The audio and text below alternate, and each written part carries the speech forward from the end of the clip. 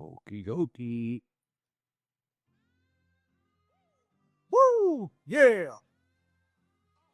Uh-huh. It's your return on investment. I wear my DMX DMX goggles. Yeah. I mean, this is like the white. Is that DMX? Do they know? No, but it's like a guy. This is Malibu's Most Wanted. That's what this guy sounds like. Yeah. Maybe. I don't know. He's not real, so can be whatever you want him to be in your mind. So he is. So I'm right. Yes, you're right. I'm going to do this like a chick. Yeah, see, I'm right. Right. Because I can't be proven wrong. I'm right. I was telling a friend, hey, maybe underthink like dudes. It's much better life. Uh-huh. Yeah. Not everything you think is right. Well, before this turns into No Ma'am from Married with Children Club. You know, we can only call that shit out because we empathize with that plight. Welcome to ROI podcast, because this is the #1 comedy business podcast in the world. Sometimes we talk about emo stuff like that. Oh, yeah. Are we going to get into it? Nah. Oh, come on. No. It's too fresh. Okay. Fresh wounds. But I did. I'm going to go ahead and just point out the echoiness. That's my bad. Well, we can ripping up the floor in the studio. We can fix it in post. So, we got some tools. well, hey, man, we should tell everybody, because I like giving resources out. I'm the Susie Orman of digital resources. That's what I want to be. What? Yeah. Adobe has a podcast audio enhancer. It'll take out background noise. We have a little buzz I can hear right now that we had 2 episodes ago or an episode ago that it took out. Might be your headphone. No. When I listened to it later, one of the previous episodes we did. Oh, okay. This is definitely the kind of entertainment people want to hear. Well, I'm just saying, if you have audio, you need to clean up. It's for podcasts, they say, but you could probably use it if you had audio you needed to clean up, like in a loud room or a conference or, any kind of meeting or something. You can. Right. But I just like the easy, drag and drop it in, boom, it comes back out 5 minutes, you're good. Yeah. AI is great. Well, so far. But like AI, the LLM, those language learning models of like ChatGPT and Claude and Perplexity. Large language. Excuse me. What did I say? Learning. Used to. Whatever. Doesn't matter. Rewind. There's too many acronyms in my head, or abbreviations, but it's one of those things where it's a whole to do. Like you have to know how to. A whole to do. Well, you have to. What happens was, and I think everybody's having this issue. I try to push through it because I know the outcomes of what you want to get out of it. Like organize this document for me. Like instead of me having to do it, that's great. That's like I love that part of it, right? Mm-hmm. And that's intuitive. But there's some things that aren't intuitive on how to talk to it. Yeah, nicely. You can be mean to it. I don't know if it affects it. Well, not yet. You go on their list, their robot list. That's fair. So, I would just say I like the easy things like that. Like for this podcast, I'll use, there will be a word counter that SEMrush, I think, has out there. That's just its own website. You can drop a whole paragraph in. It'll pull the keywords for you if you want that are most important. It'll, do stuff like that. I like those kind of little tools. And if we do anything on the show, if we add any value besides our guest wisdom that come on the show, we show you how to be a tool. It's some resources to be a tool. Perfect Circle. Exactly. Good album. Yeah. Mm-hmm. I don't know if I want to get into the fantasy football stuff. I know. I mean, I thought we were going to talk about something else. I'll tease it. Well, you and I off air were bitching about TikTok and how I don't think either of us really like it. No, I don't ever go on TikTok. Well, I don't like reels.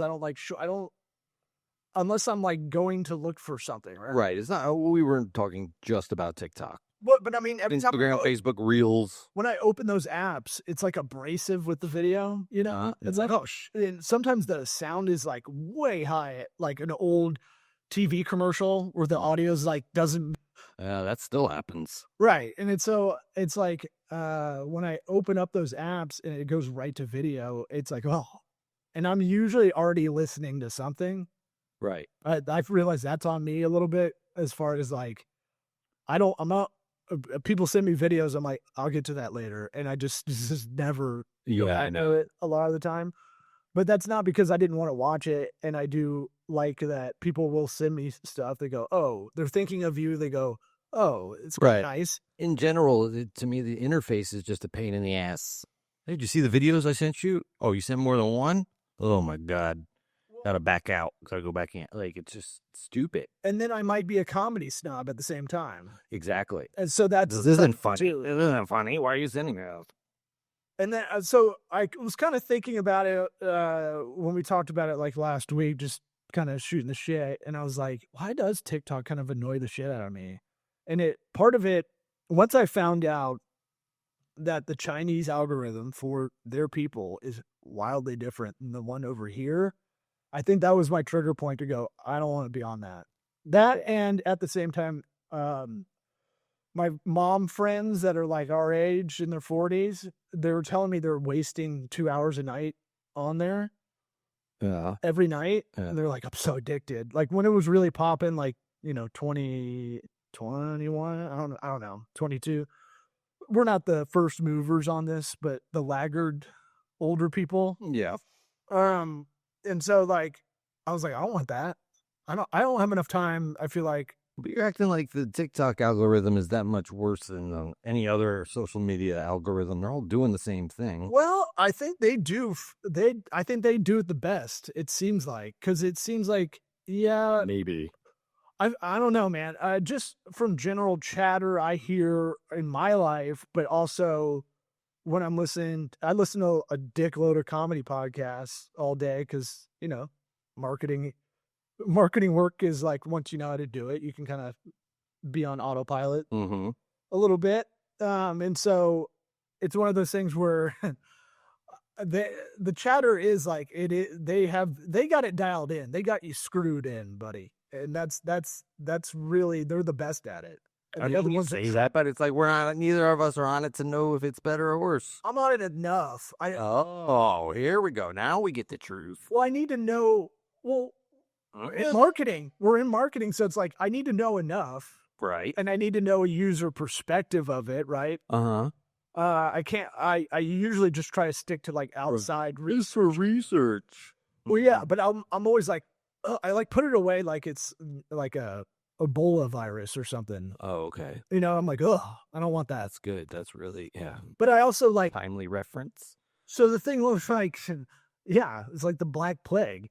And so I think like, but really when it was like, okay, the algorithm for China and the Chinese people definitely got some pro-China stuff going on there, right?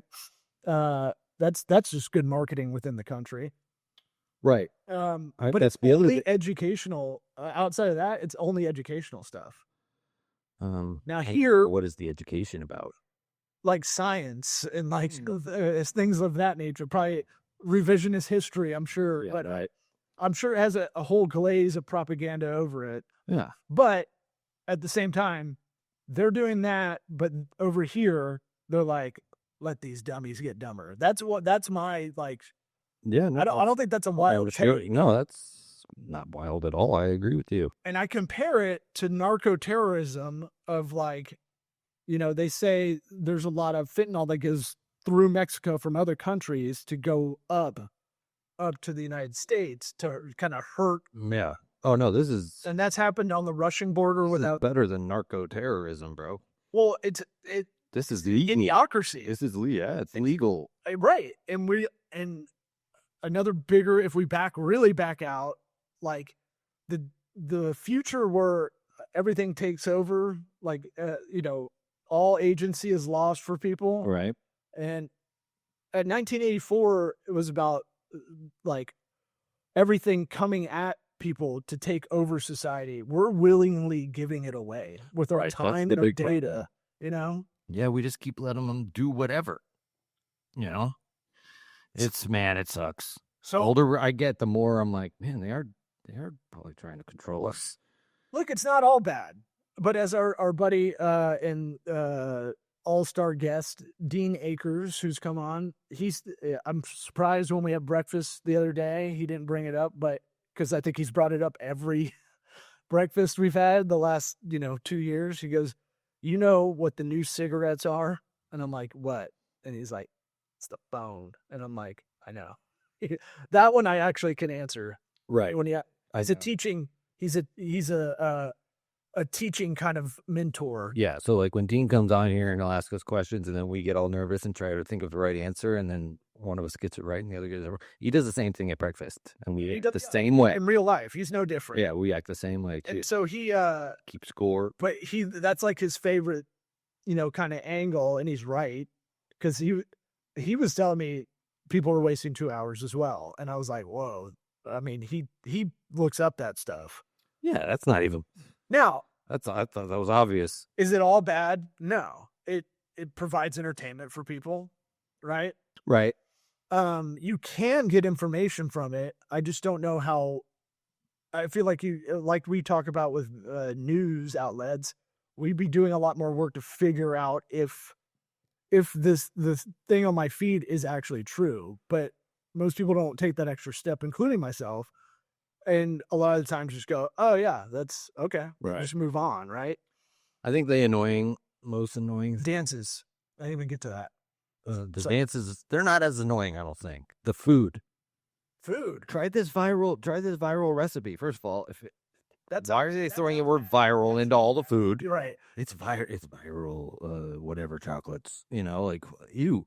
But the way they do the thing is like, here, let me do a quick, sharp snap cut, all of it, like of the ingredients that you gotta like pause your phone. Like they don't give you any measurements on what you're doing. Like it's just like you barely kind of got to guess what they're doing, and yet people are still trying to do it.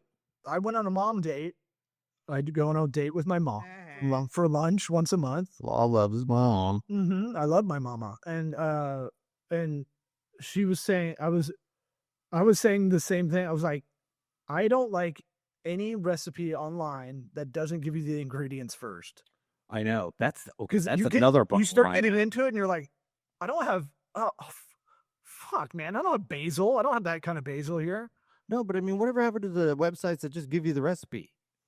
And you don't have to write a fucking story about it. They're all trying to game it, so like they know that's going to be too boring, and people don't want to see that at the beginning. But when you really actually want to use the information for a recipe, and you don't know, I don't know offhand how to bake or cook really well. I can grill okay, right? But like, I look everything up and just follow whatever the directions are. Exactly. And when the directions start with, I remember when I was 9 years old, it's like, what are you doing right now? I don't even see those. Where are you taking me? Yeah, bro, it's a whole thing. Everybody's got to get their SEO in. So 25% of the users are 18 to 24. 25 to 34 is about 30%. And our swinging dick group is about 20. Okay. I wanted to pull some stats up because I was curious how really even spread. So it started in 2016 and it's become it's grown quicker, more adopted users, more daily active users than any of them in such a short amount of time. That seemed suspect to me, right? Because I was like, how did it grow like that? And I can't get any of the AI apps to tell me really. I know. I think there's absolutely, whether it's an app or a person like that, get propped up and put in the spotlight and be made to be, a household thing. It's like we were talking about, like a guy like Sean Ryan. Yeah. Who the fuck was Sean Ryan before he started getting every top tier podcast guest? Like, yes, I understand he was, he was a journalist. He was a counter intel guy. Wait, I'm thinking of the Hot Wings guy, the Hot Ones guy. Him. What's that guy's name? Who gives a shit? Now I'm thinking of Sean Kelly. All right. Who's Sean? Who's Sean? What? Sean Ryan. There, let me get you. Is he cute? He's a bald-headed man. Well, I mean, there's so many audiences we don't know about. There's so many like popular things. Like when people come up to you, especially like comedy, you think you have your finger on the pulse. And they're like, you ever heard of this guy? He has 1 billion people that follow him. And you're like, never heard of him. No, I mean, 4.83 million subscribers. Right. I don't know if I even know this guy. Well, I thought you were talking about the Hot Ones guy off air. I mean, you just see he's got, his sets. Let's see if I can find. Imagine being Oh able to build oh my God. How unprofessional. Whatever. You don't do premium, dog? But anyways, I think there's guys that just like get put into the spotlight to push a narrative, like just get certain people on there and like, we're going to give you a bunch of money for marketing. Cause like somebody like, I just don't, I have no problem with the guy, Sean Ryan. He'd kill me in his sleep. But like, I don't necessarily think he's a great interviewer or like has a fantastic recall of information or anything, Well, that doesn't mean, that it's entertainment at the end of the day. So it's not It is. He's like, there's just a couple of them that are puzzling to me. He created and show ran several. I think that's a different guy. That is absolutely a different guy. Former Navy SEAL, and CIA contractor. So that's pretty interesting right off the bat. Exactly what I'm saying, bro. And then And he just jumps into the spotlight like that. no, okay. So there are, if you're talking about like podcasts where there's like, how did these podcasts land on the top 10 list? It's like they have PR for that now. It's like you pay to get on that shit. Sure, I understand that. I'm just saying there's certain ones that I hear them and then just the way they are, it's very fishy. He became a CIA contractor, Enemies. so maybe he had some cash to spend from that. And, Yeah. and then founded Vigilance Elite and 20 vitamin company. to teach tactical skills to civilians and law enforcement. So maybe some money there. If you have money, you can get that many people even if you suck. Well, anybody who's been in the CIA, But not us. We're doing it lean on purpose, right? yeah, So no you got or even. it's for this is brought to you for viewers like you. Remember I don't have that. the PBS stuff? When they play that, get damn. Sure, that's the right sound. When they go, this TV show, this program is brought to you by, and they give a bunch of Oh, I got it. I got the reference. and then they'd say viewers like you at the end. I know. Did you get it? Yeah, I still get it. Still get it. I tried to get back to TikTok. I tried to get the list of words that will demonetize you or give you. Oh, let's read those aloud. I wanted to. That was what I was going to do. I was just going to start reading them with no segue into it. But I can't get them. I can't get a list of them. It's like secret. Well, I know the kids of visit is the one. Well, You can't talk about that. Can't talk about unaliving yourself. And TikTok, I think, is the most prude out of all of them. Like you can't say sex, you say segs with like eggs with an S on it. Yeah. Or the one on YouTube and TikTok is unalive yourself instead of. Did you hear me just say that? Oh no. Okay, good. See how this podcast goes, everybody? I kind of do my own show over here. Law does his own show over there. And then we meet in the middle at the end. I'm trying. Yeah. It's interesting. Well, I'm trying to read some notes. I think we were talking at the same time for a full minute at one point. When? Today? Just a couple minutes ago. Okay. Um, Very possible. So what I don't like about that is like self-censorship of stuff, but it's not all bad, I guess. Because there's so many kids that have accounts and they're on there. The dances have never like, unless it's like a bunch of people, I'm never like, wow, what a cool dance. Exactly. I think it's interesting. I think I respect like a dance group that does something pretty, difficult. But Synchronized. I feel like that is a female thing big time. Is like, I gotta dance. I got it in me, right? Right. I don't know. I've been calling misogynist lately, so I'm just gonna lean into it. Yeah, go for it. Yeah. No, I'm saying like that. Okay, so group dance moves. I'm gonna go with horoscopes and like astrology. These are all things I don't know a straight man that is into any of this. Yeah. In drag queen shows. Yeah. Well, people are like, it's hilarious. And you're like, a half second, maybe I don't know. at best. Okay. You know, one straight male that enjoys any of those three things. Okay, well, hold on. On the drag shows, there is an element that can make it fun. That is, if you have another dude in your group who's very uncomfortable with the situation. Sure. Yeah. Yeah, And we obviously let the drag queens know this. You tell them, hey, focus in on him. Yeah. It's going to be funny for everybody. But I give you credit for you having the friend bringing that friend or making that friend go kind of thing. Right. I'm not, I don't know. It's just like, I mean, it's not like I came up with the idea. I'm saying, like, if you're forced to go, you can make the best out of it yeah. by making your friends uncomfortable. Yeah. At the same time, like, dudes, I try to be open to those kind of things when they're brought up. I try not to just shut it down kind of right away, you know? What kind of things? Stuff that has zero interest to me. And I extrapolate it out to, I'm like, do I know any men that like actual men that like this stuff? Yeah. Straight guys like myself, but yeah. Comparison is the thief of joy.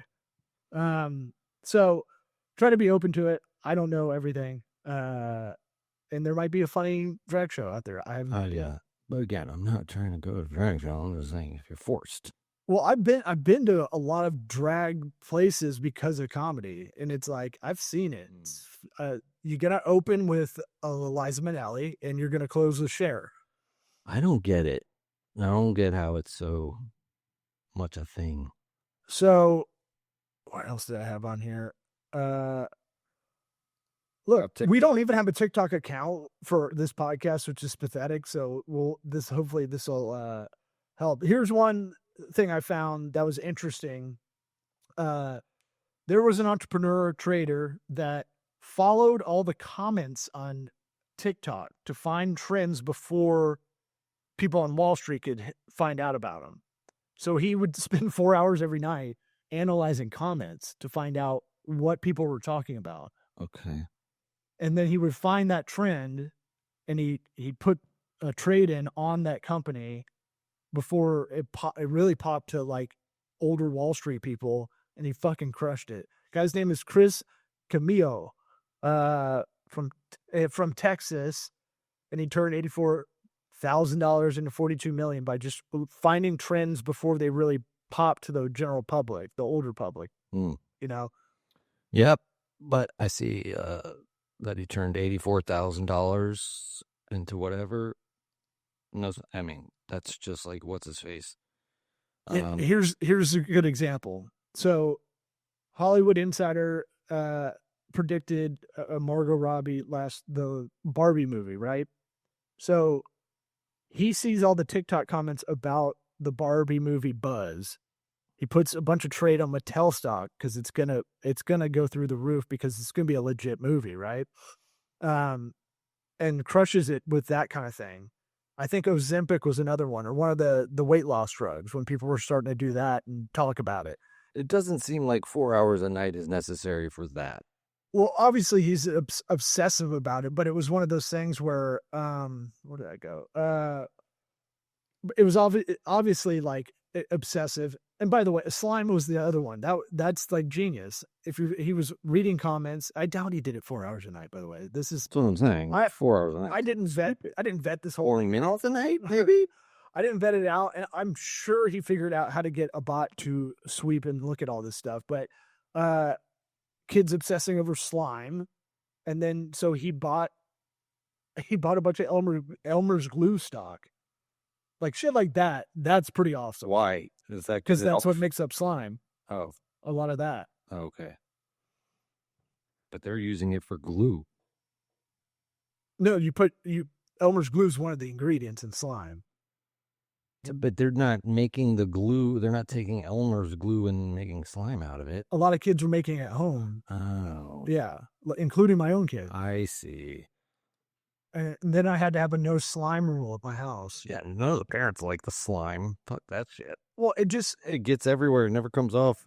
yeah, it's like Slimer from Ghostbusters. It leaves like residue everywhere. Mm-hmm. Snail trails. Yeah. Yeah. Fucking first. Oh, but have I brought this up? Ghostbusters. I got a lot of people that don't like cops, but they love Ghostbusters. And I'm like, you're backing enforcement there. That don't like Cops the TV show or No, Cops, cops the in people? real life, like police in real life. They're like cops. They're like defund the police people, and then they love Ghostbusters. I find that funny. Right. That's a really fun thing for you to say to them. I never bring it up. Oh, okay. Dude, I don't, if it's a big calorie burner and I don't have a lot of information or a hot take other than that one sentence, Yeah. I ain't bringing it up. Yeah. I mean, defund the Ghostbusters. I'm just saying, man, they deserve a fair trial too. The ghosts? I feel like they've already had their trial. Did they? Well, I mean, that's why They got put there. It's systemic ghostism. Oh, I see. Mm-hmm. Mm-hmm. So it's a problem with the communities. Anyway, I thought that was interesting. Not all TikTok's bad. You can use it the way you want. Everybody wants to be an influencer now. That's under the age of 18. YouTube star or TikTok star is like the number one I know. job they want when they get older. It's crazy. Yep. All right. I didn't think Nobody has any foresight to say, hey, we can't all be influencers. Hey, Eric, I didn't think we were going to talk that much. I thought we were going to have a short episode. I know, but I knew we would just gab like gals. I got one more thing, and then we'll get out of here. And I'm going to open source it to everybody. So if you made it, I'm going to Shawshank Redemption you. If you made it this far, why don't you come a little bit further? What? There is a great idea. I don't think I'll be able to ever capitalize on. Like my Cuban coffee drive-through idea. That's the one joke that I thought of when you're like, that's not my bits on stage. What's the name of your Cuban drive-through? What's the name that you give it? Oh, that's the food truck joke? Whatever it is, the 2 cups. Yeah. My point is that came into my mind when you're like, I don't really do a lot of dirty stuff. Or shock value stuff. Yeah, well, it's tough to shock people, number one. You have to go so extreme. That's why it felt out of place. And then this is a conversation we had off air. It was? Yeah. About a set I did. And I was like, yeah, not really part of Oh, shit, it was. Yeah. Yeah, who's in the zone now? I don't know. I mean, it doesn't change it. Holy guacamole. All right, we have You don't get to just say it. Holy I'm getting closer. I'm getting closer to nailing that. Yeah. Holy guacamole. It's gronkamole. I know, but I messed up. Okay. Fantasy football, is that what you want to talk about? Well, I've tried to figure out how to capitalize this league I do. No one's figured out. Okay, so NFL fantasy football, $1 billion business, like if not 10, 100. I don't know. We know. With sports What's betting, going on with the daily fantasy leagues too. Well, and the college football is getting cooler about being less kind of they're becoming less restrictive about players' rights and their naming rights and all that stuff, paying them like they should have been the whole time. So I do a very nerdy college fantasy football league, but I'm always like, when I'm preparing for it, I have my draft tonight.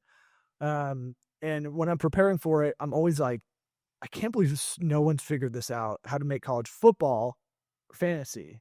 Because everyone goes, well, there's too many teams. But we do it a different way. We have 8 managers. And it's a top 25 league. You stick with the AP top 25. And your draft really matters because you have to skew it a bit. So if it's like Boise State's 24 and they play, one of those opening games where they got to play someone difficult, they can lose, the value of that player goes down because once they drop out of the top 25, you lose them. Yeah. And you have to do a weekly waiver line. Is somebody doing all this by hand? Yeah. Holy shit. I mean, not like writing it down. But No, I know, but manually. I told you this is the one where it's me, my buddy Brendan, and I think everybody else is a black dude. So I'm like, you stupid kind of white guy in the group. I was like the new guy, and I was the new guy for like 15 years in this league. And I don't know these guys that well. So it's always like we're doing the Zoom draft, and I'm like, sometimes I've been a little loosey-goosey, you know? Have a couple pops. It made some jokes that fall flat, and I'm like, okay, well, I don't know these guys anyway, so. Yeah, But you need me there with you. you can hop on tonight. No, God, I'd rather you just So- racist jokes and fall flat. But I'm open to sourcing it. I've definitely done this on the show before and put it out there. It's one of those things where it's like, I tried one year to really try to put effort into it for a while, and like What are you open sourcing? the idea of the game. So like you can it'd be even hard to pitch this to a big like Yahoo or ESPN or FanDuel or something like that, because you'd have to go, I got to pitch you something, but you got to sign the longest NDA of all time that you can't. Like it's like a movie script. Why people don't read movie scripts just given to them, that has to go through their agency because they'll get sued for like copying the idea. It's kind of like that, like an IP of this idea of something that already exists, statistics that are out there. Yeah, I don't think it'd be that crazy. What sucks is every year you have to do the manual research.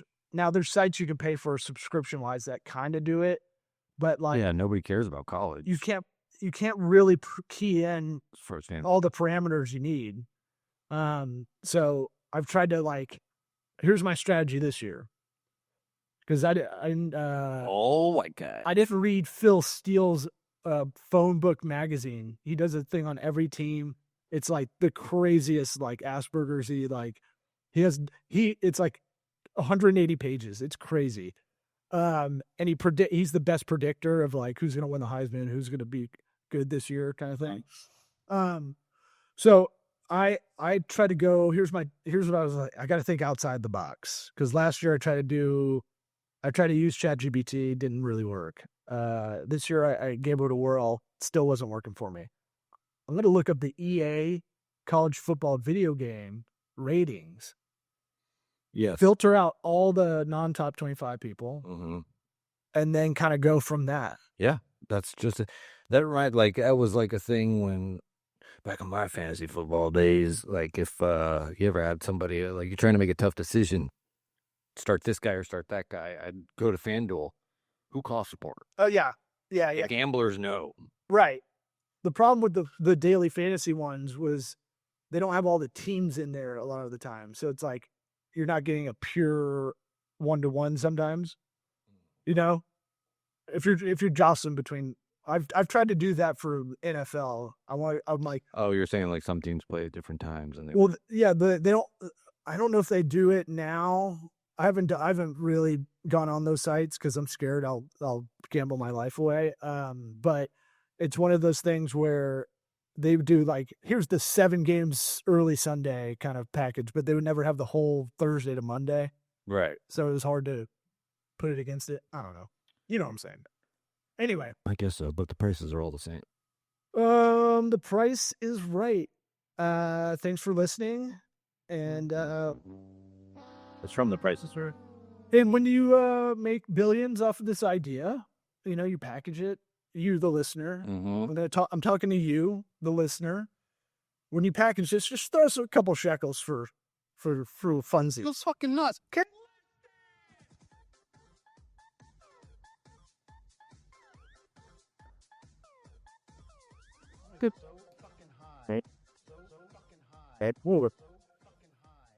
Yo, I'm dumb.